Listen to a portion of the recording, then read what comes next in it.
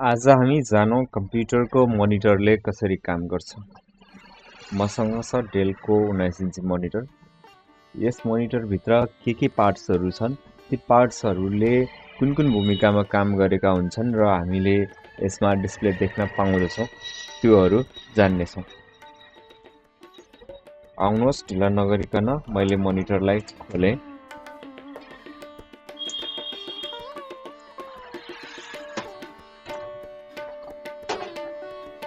मोनिटरको यो हो circuit board. Power supply board यता छ भने डिस्प्ले कन्भर्टर बोर्ड यता छ। भिजिए बोर्ड पनि भन्न सक्छौँ हामी यसलाई।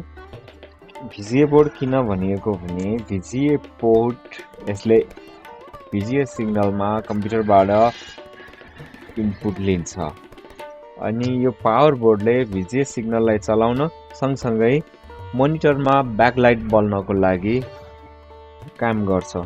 मोनिटरमा ब्याकलाइट बल्नको लागि यहाँबाट यहाँ वायर गएको छ। यहाँबाट यो वायर पावर बटनहरूको लागि अगाडि गएको छ अनि भिजिए बोर्डबाट मोनिटरको लागि मेन डिस्प्ले कनेक्टर यहाँ रहेको छ। डिस्प्ले सिग्नल चाहिँ भिजिए बोर्डबाट यहाँ जान्छ। यो पावर केबल जोडिसकेँ मैले। ब्याकलाइट बल्यो। यसरी लाइटहरू चाहिँ पछाडि बल्ने गर्छ। ओह वाउ, फुटेको स्क्रिन फुटिसकेको छ। यसको स्क्रिन चेन्ज गर्न मिल्छ। मोनिटरको पनि स्क्रिन चेन्ज गर्छौँ भन्दाखेरि अचम्म लाग्छ होला, तर सम्भव छ। मोनिटरको स्क्रिन पनि चेन्ज गरेर बनाउन मिल्छ। आज हामी त्यही काम गर्छौँ।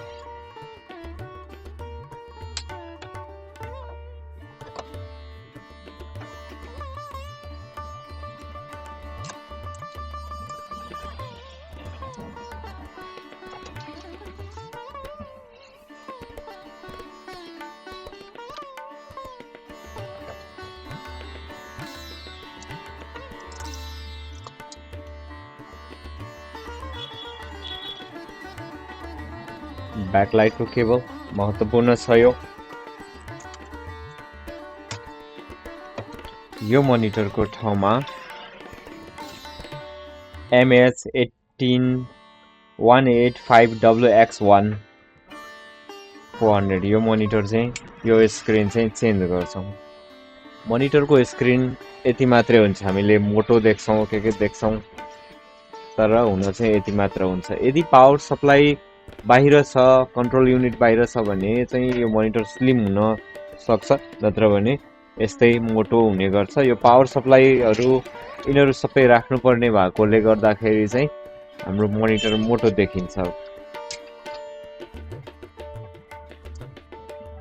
यो मोनिटरको ठाउँमा रिप्लेस गर्नको लागि मैले यो अर्को सेम मोनिटर चाहिँ रेडी गरेको छु। LM 18.5। यो 185 भनेको चाहिँ 18.5 इन्च भनेर बुझ्छौँ हामीले। यो मोडल नम्बर अनुसार चाहिँ हामीले इन्च डिसाइड गर्न सक्छौँ। LM 185 WH2। यो WX1 हो भने यो WH2 यो सपोर्ट गर्छ कि गर्दैन हेरौँ है त। यो मेड इन कोरियाको स्क्रिन हो, यो मेड इन चाइनाको स्क्रिन हो। चाइनाको स्क्रिनमा चाइनाको स्क्रिन फुटेको छ। मेड इन कोरियाको स्क्रिन चाहिँ हामी लगाउँछौँ। हेरौँ के कस्तो रहन्छ।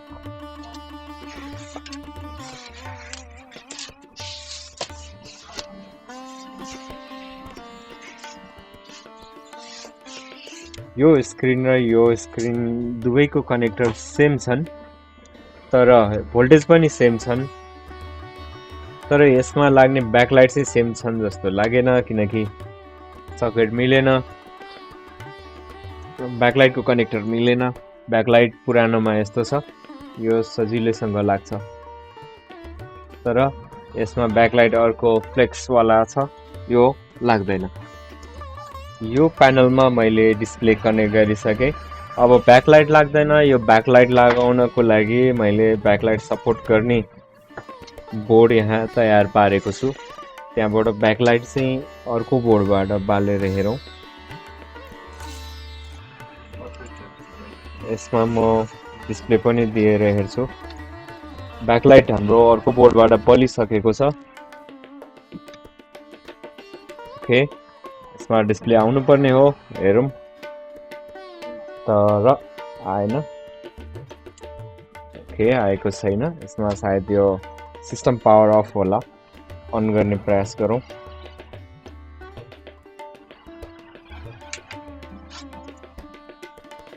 मैले अगाडिको फ्रन्ट प्यानल नि जोडेँ ओके डेल आयो गयो आयो वाउ नाइस लुकिङ ग्रेट यहाँ देख्न सक्छौँ डिस्प्ले आयो डिस्प्ले राम्रोसँग आयो यो बोर्डले यो प्यानल सपोर्ट गर्दो रहेछ तर ब्याकलाइट चाहिँ सपोर्ट गरिन भने अब हामी पुरानो ब्याकलाइट नै यसमा हाल्छौँ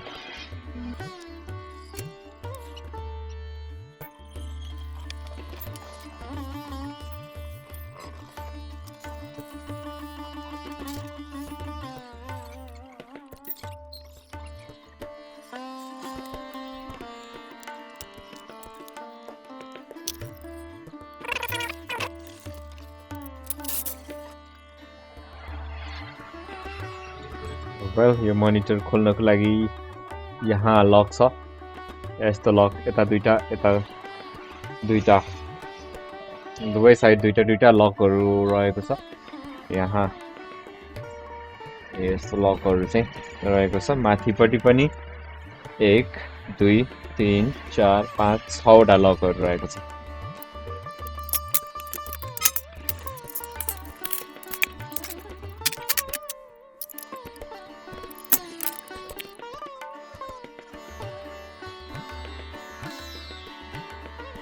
यो निस्क्यो अगाडिको फ्रन्ट भाग अब प्यानलको यो कफलाई ड्यामेज नहुने गरी यो स्कारल खोल्नु पर्ने छ त्यसको लागि थोरै हिटको प्रयोग गरौँ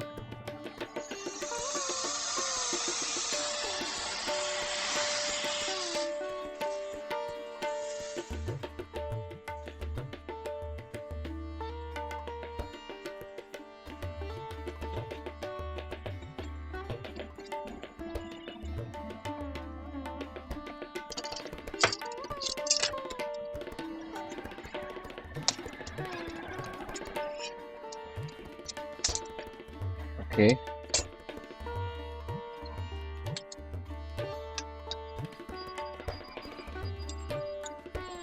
Okay. Successfully निस्क्यो यो ब्याकलाइट प्यानल ब्याकलाइट यही हो फुटेको प्यानल चाहिँ यो हो यसरी स्क्रिनहरू मोनिटरको टिभीको जुनसुकै चिजहरूको हामीले फेर्न मिल्छ यसलाई साइड लगाइदिउँ अब अर्को स्क्रिनमा पनि यो प्यानल निकाल्नु अर्को स्क्रिनबाट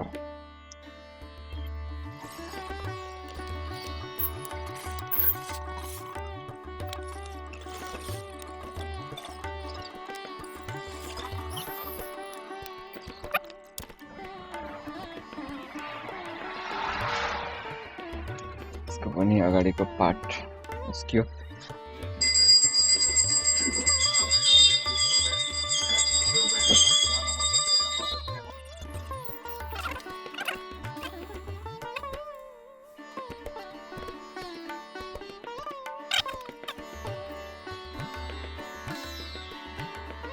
ओके हाम्रो स्क्रिनमा धुलो छ सफा गरौँ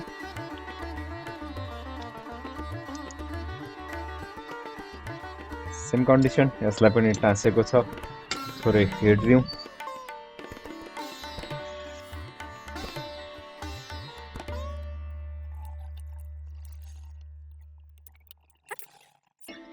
हामीलाई नचाहिने पार्ट चाहिँ यो हाम्रो यो कनेक्टर मिलेको थिएन हामीले यसको ठाउँमा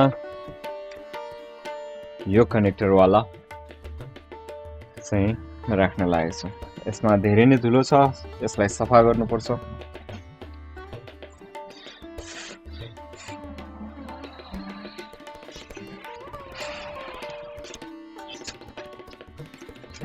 व्हाइट टिस्युले सफा गर्ने राम्रोसँग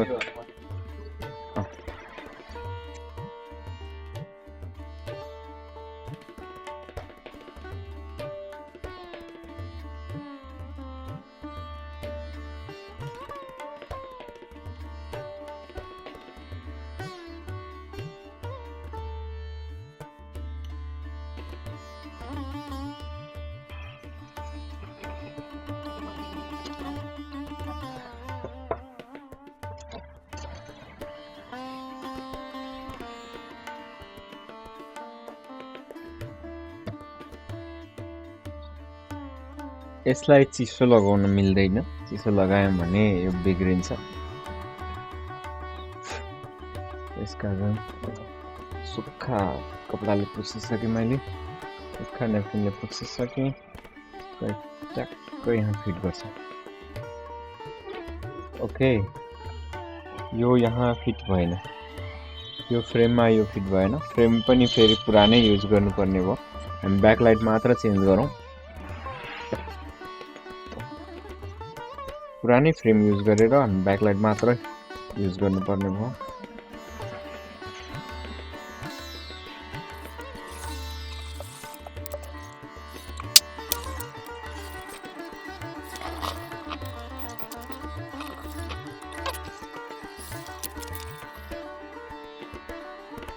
लाइटलाई रिफ्लेक्ट गराउने क्रिस्टल फाइबर प्यानल हो यो, एकदमै मजेदार छ नि।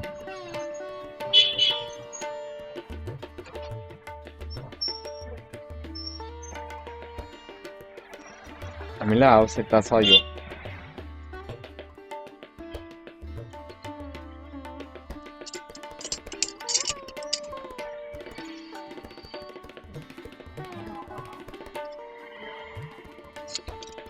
ग्लू कटिङ गर्न गाह्रो छ, त्यसकारण केमिकल राखौँ।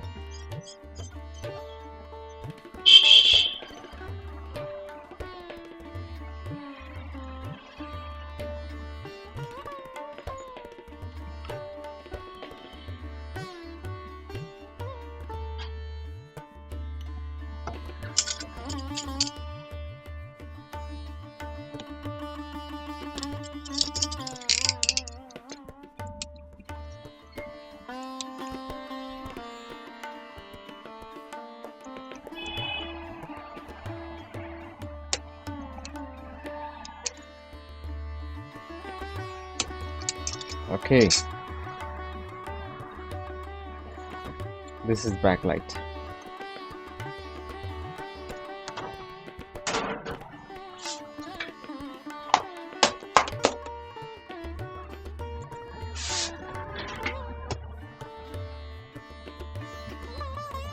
यो ब्याकलाइटलाई हामीले यहाँ फिट गर्नुपर्ने छ। मिल्छ, हेरौँ।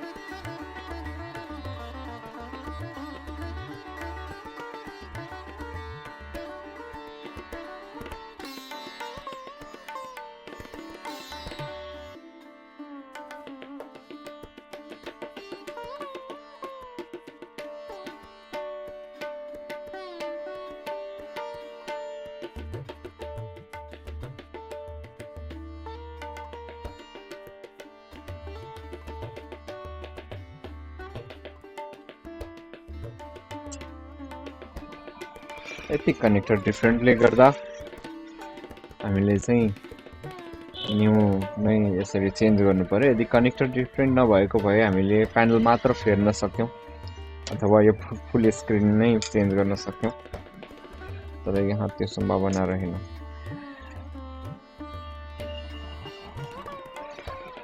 यो केसमा यसको ब्याकलाइट अलिकति ठुलो छ, यसको साइज यहाँ पनि ठुलो छ, हामी यसलाई म्यानेज गर्छौं।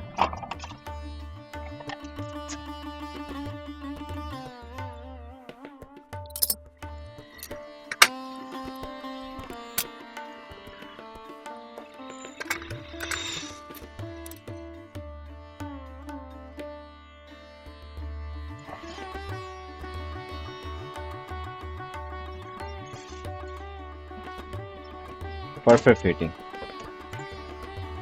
Here, look. Wire connection गरेर हेरौं।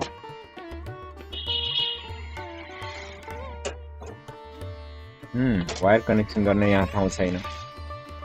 यहाँ वायर को यो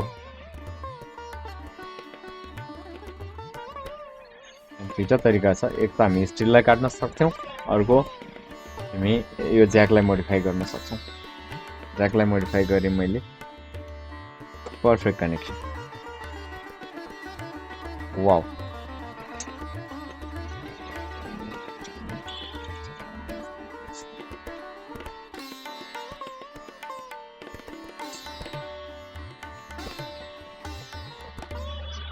यस लाइक दिस यसरी हो यो मैले सानो मिस्टेक गरेछु तर पनि यो मिस्टेक्सले फरक केही पनि पार्दैन no worry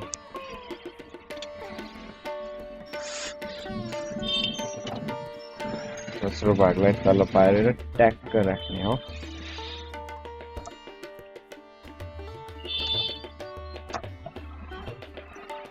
wow good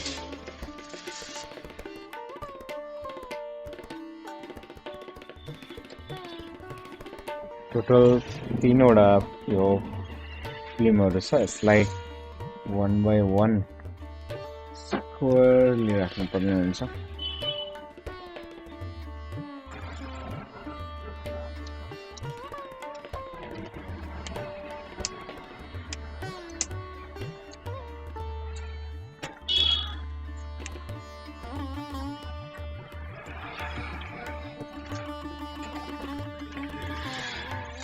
testing time backlight बल्छ कि बल्दैन हेरौँ ब्याकलाइट कहीं कति ड्यामेज त भएन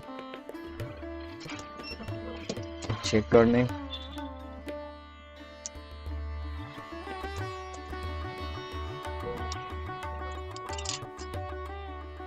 सुरक्षित छ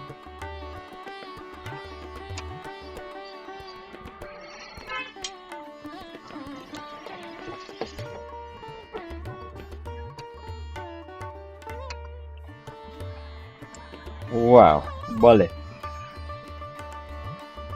Okay. Look. Wow, nice.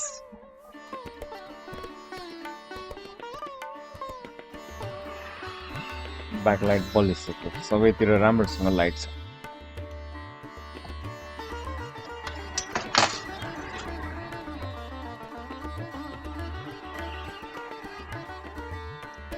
यो हाम्रो working panel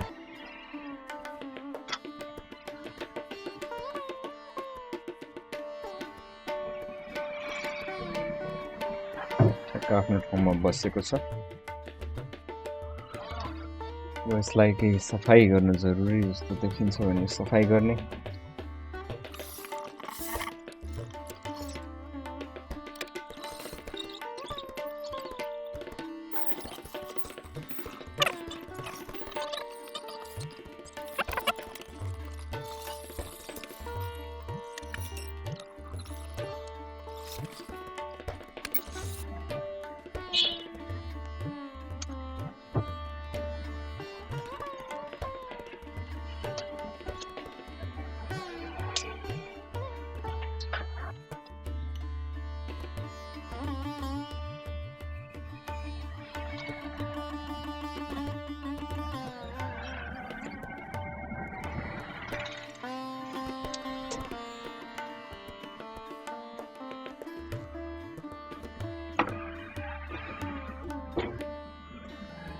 Aluminum tape best for earthing connection को लागि हामी युज गर्छौं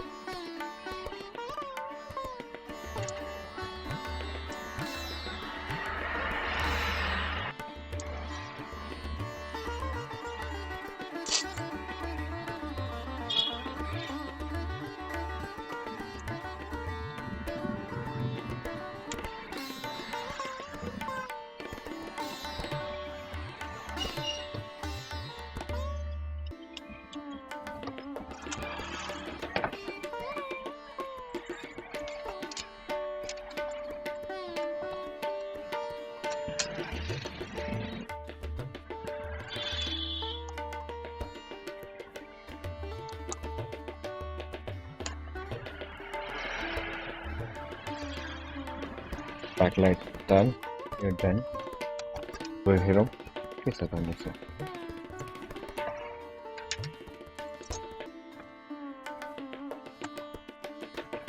around wow gel Look, no signal. Done, working. यसलाई म प्याक गरिदिन्छु.